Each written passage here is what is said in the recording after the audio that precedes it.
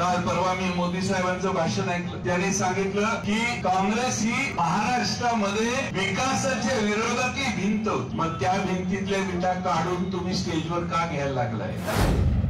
जनमत हे महाविकास आघाडीच्या बाजूने झुकलेलं आहे. बीड लोकसभा मतदारसंघामध्ये मागच्या 5 वर्षात 10 वर्षात काय झालं हे तुम्हाला सगळ्यांना माहिती आहे. पुन्हा जाहीर सभेत येईन त्यावेळी त्याचा अधिक खुलासा आम्ही सगळे करू. पण आता बजरंग बाप्पांची उमेदवारी तुम्ही सगळ्यांनी ताकदीनं लढवायची.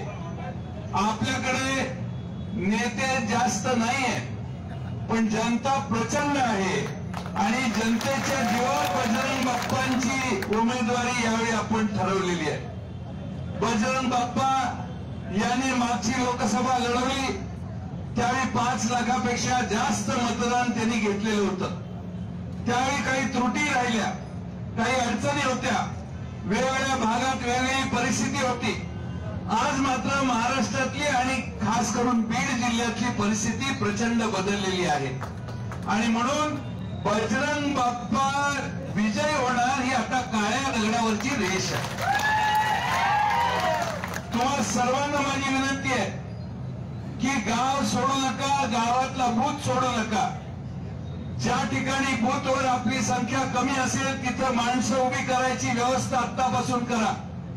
ज्या ज्या गावामध्ये आपण कमी आहोत ती गावं कशी सुधारायची याच्या प्रयत्नात लागा. आज पहिली आमदार म्हणून जी लोक होती ती आमच्यातून निघून गेली पण त्या मतदारसंघातली सामान्य कार्यकर्ते, नव्या पिढीतले नव्या फळीतले कार्यकर्ते आता पुढे यायला लागलेले. नवं नेतृत्व अशाच अपघातानं तयार होतं. नव्या नेतृत्वाला पुन्हा संधी नसते. हीच परिस्थिती आहे बीड जिल्ह्यामध्ये. आपल्याला प्रत्येक मतदारसंघात नवं नेतृत्व, नवे कार्यकर्ते घडवण्याची आणि पुढे आणण्याची आणि म्हणून आपण सगळ्या पक्षाचे सहकारी एकत्रित येऊया आणि प्रत्येक मतदारसंघात 3-3.5 महिन्याने विधानसभेच्या निवडणुका आहेत. फार वेळ नाही आहे आणि त्यामुळं आपल्या प्रत्येक विधानसभा मतदारसंघात बजरंग बाप्पांना मताधिक्य कसं मिळेल हे बघण्यासाठी आपण सगळ्यांनी प्रयत्नशील राहावे. आज आपल्या सगळ्यांना मी मगाचपासून आपल्या सगळ्यांची भाषणं ऐकतोय. भाषणं ऐकताना असं दिसतंय आणि मला माहिती आहे की बीड जिल्हा हा मराठवाड्यात सगळ्यात मागे राहिलेला जिल्हा आहे. या बीड जिल्ह्यामध्ये जे जे करणं आवश्यक होतं ते घडलं नाही, पूर्ण झालं नाही, अर्धवट राहिलं आणि याला जबाबदार या जिल्ह्यात ज्यांना आपण दिल्लीला पाठवलं त्यांची अकृती किंवा कृतीशीलता कमी पडली असा त्याचा अर्थ आहे. आज आपण आपला उमेदवार असा निवडू जो उमेदवार ताकदीनं दिल्लीमध्ये जाऊन काम करेल. या ठिकाणी आपल्या सगळ्यांना दिल्लीला आपल्या मनासारखा खासदार पाठवण्याची व्यवस्था करावी. त्याशिवाय गावागावातले प्रश्न सुटणार नाही. दिल्लीचा या मतदारसंघातला जो आर्थिक स्रोत आहे विकासाचा तो जर ठामपणाने पूर्ण करायचा असेल तर आपल्याला बजरंग बाप्पाशिवाय पर्याय नाही. आता शेवटी एका घरात सगळे एकत्रित आलेत. मला त्यांच्याबद्दल काय म्हणायचं नाही पण हा बीड जिल्ह्याचा प्रश्न आहे, हा जनतेचा प्रश्न आहे, एका कुटुंबाचा प्रश्न नाहीये. जनतेच्या वतीनं बाप्पांची उमेदवारी आपण दिलेली आहे. बाप्पा मधल्या काळात बरेच जण मला म्हणायचे की बाप्पा तुमच्याकडे नव्हते, तिकडे गेले, इकडे गेले. पण बाप्पा जिथं जातात ते मला विचारल्याशिवाय जात नाही. बाप्पा बरोबर आहे. बाप्पा तिकडे गेलेच नाही. बाप्पा इकडे येणार हे मला सांगितलं. मला त्यांनी आपला पक्ष फुटला त्या दिवशी फोन करून सांगितलं मी लोकसभेला उभा राहणार आहे साहेब. मी म्हंटल काय चिंता करू नका, तुम्ही तयारीला लागा. आज आपण सगळे या निमित्ताने एकसंघ होऊ. मी काँग्रेस पक्षाच्या नेत्या ताई आलेल्या आहेत, शिवसेनेचे आमचे पोद्दार साहेब इथे आलेले आहेत, पीपी मुंडेंची एक मोठी भर आमच्यात पडलेली आहे. फुलचंद घराण्यांची टीपी मुंडे मला परवा याला भेटले. फुलचंद कराडांची भेट आता इथं झालेली आहे. ते दोनदा पवार साहेबांना भेटून गेले. त्यांचंही एक मोठी भर पडली आहे. गीते साहेब आमचे तरुण तडफदार नेते आज काम करतायत. आमचे बदामराव पंडित साहेब आहेत. इथं आमचे क्षीरसागर साहेब आमचे तरुण तडफदार जिल्ह्याचे नेते आहेत. पटेल साहेब आहेत. आमच्या मोराळेताई आहेत. दांडे साहेब आहेत. सगळेच आहेत. मिलिंद आव्हाडांचं मार्गदर्शन झालेलं. आता मी कोणाची नावं घेत नाही. कोण राहिले असतील तर माझी जबाबदारी ती. आज या ठिकाणी सगळे एकत्रित आले. माझी आपल्याला विनंती आहे की निवडणूक ही शांत चित्ताने करायची असते. गोंधळ गडबड न करता आपल्याला निवडणुकी करायची. प्रत्येक बूथची आखणी व्यवस्थित करा. घाई करू नका. मतदान आणि निर्णयाचा दिवस याला जास्त महत्व द्या. कुणाचा मान अपमान ह्या त्या गोष्टी महत्वाच्या नाही. आता ही लाट महाराष्ट्रात पवार साहेब, उद्धवजी आणि राहुल गांधी यांची मिळून जी महाराष्ट्रात लाट आहे, ती महाराष्ट्रातली लाट शाहू फुले आंबेडकरांचा विचार टिकवण्यासाठी आहे. संविधान वाचवण्यासाठी आहे. महागाई आणि बेकारी पूर्णपणाने देशाची संपवण्यासाठी आहे. काँग्रेस पक्षाने एक जाहीरनामा काढलेला आहे. त्यामध्ये या देशात 30 लाख रोजगार, 30 लाख केंद्रीय नोकऱ्या केंद्र सरकारने भाजपच्या भरलेल्या नाहीत. त्या 30 लाख नोकऱ्या आम्ही सत्तेत आल्यावर पहिल्यांदा भरू आणि त्यातल्या 50% नोकऱ्या या महिलांना देऊ अशी मोराळेताई घोषणा त्यात केलेली आहे.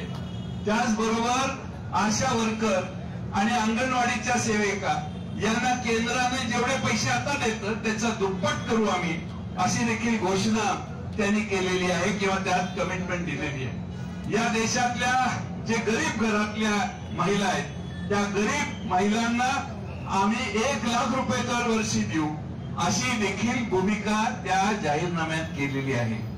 आज या देशामध्ये जीएसटीने तुम्हाला जर्जर केले. तुमच्या पायातल्या चपलेपासून टोपीपर्यंत, तुमच्या अन्नापासून तुम्ही खरेदी कराल त्या सगळ्या गोष्टी जीएसटी कट करतं सरकार. त्या जीएसटी गरिबांना त्या जीएसटी मधून मुक्त करणं, शेतकऱ्यांच्या शेती अवजारावरचे जीएसटी पूर्णपणाने काढणं आणि या देशामध्ये कर्जमाफी करण्याच्या विषयी विशेष एक यंत्रणा तयार करणं, अशा देशातल्या शेतकरी, शेतमजूर, झोपडीत राहणाऱ्या माणसाला आज या ठिकाणी अतिशय चांगलं आश्वासन हे आमच्या महाविकास आघाडीच्या वतीनं देण्यात आलेलं आहे. दुसरा एक सांगतो. काल परवा मी मोदी साहेबांचं भाषण ऐकलं. त्यांनी सांगितलं की काँग्रेस ही महाराष्ट्रामध्ये विकासाच्या विरोधातली भिंत होती. मग त्या भिंतीतल्या विटा काढून तुम्ही स्टेजवर का घ्यायला लागलाय? ताईंना माहिती आहे अशोकराव चव्हाण साहेब आपले तिकडे घेऊन गेले ते.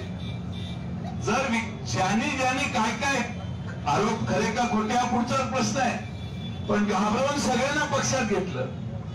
त्याचबरोबर आज देशामध्ये काँग्रेसने जो विकास केला त्याला शून्य ठरवण्याचं काम देशात पंतप्रधान जागोजागी जाऊन करतात. माझं म्हणणं पुढच्या विकासाबद्दल बोला. मागचा विकास झालाय म्हणून तर महाराष्ट्रात आणि देशात जनता आजपर्यंत टिकून आहे या दुष्काळी भागात, आणि त्यामुळे पुढचं बोला. पुढचं बोलण्याच्या ऐवजी मागचं 50 वर्षाचं काढायचं हे या देशातल्या जनतेला कधी मान्य नाही. एकदा ऐकलं, दोनदा ऐकलं, तर तिसऱ्यांदा ऐकायचं हे जमत नाहीये. आणि म्हणून देशातल्या जनतेला आज पूर्ण ताकदीनं आज या महाविकास आघाडीच्या, इंडिया आघाडीच्या मागे उभा राहण्याची बुद्धी झालेली आहे. मी आपल्याला विनंती करेन की आपण सगळ्यांनी आपापले मतदारसंघ सांभाळा, बूथ सांभाळा, गाव सांभाळा. मी सगळ्या विधानसभा क्षेत्रात येऊन त्या ठिकाणी आपण सभा घेऊ. स्वतः खुद्द पवार साहेब देखील या ठिकाणी येणार आहेत. त्यांच्या सभा होतील. आपण उद्धवजी ठाकरे साहेबांना बोलवणार आहे. आमच्या ताईंनी जरा वशिला लावला तर राहुल गांधीजी पण या ठिकाणी येतील असा मला विश्वास आहे. आपण सगळ्यांनी ताकदीनं यंदा हा निर्णय बजरंग बाप्पांच्या पारड्यात घालू. एकदाच तुम्ही या जिल्ह्यातला खासदार पवार साहेबांच्या विचाराचा आणून दाखवा. या जिल्हा सुजलाम सुफलाम करण्याचं वचन राष्ट्रवादी काँग्रेसचा अध्यक्ष या नात्याने मी तुम्हाला देतो. मी अधिक जास्त तपशीलवार बोलत नाही. पुन्हा येईन त्यावेळी तपशिलात आपण याच्यावर बोलू. पुन्हा एकदा आपल्या सगळ्यांना माझी विनंती आहे की सर्व पक्षांनी मिळून हे काम करायचंय. त्यात बजरंग बाप्पांची विजयी उमेदवारी घोषित करत असताना जेवढा प्रचंड प्रतिसाद पुण्यात येऊन तुम्ही पवार साहेबांच्या समोर दिला होता, तोच प्रतिसाद या निवडणुकीत अखंडपणाने ठेवा एवढीच विनंती करतो आणि माझे 2 शब्द मी पूर्ण करतो. धन्यवाद. देश विदेशातील प्रत्येक घडामोडींचे लाईव्ह अपडेट मिळवण्यासाठी आता साम टीव्हीच्या सर्व सोशल मीडिया प्लॅटफॉर्मला लाईक, फॉलो आणि सबस्क्राईब करा. तसंच सर्व नोटिफिकेशनसाठी बेल आयकॉन प्रेस करायला विसरू नका.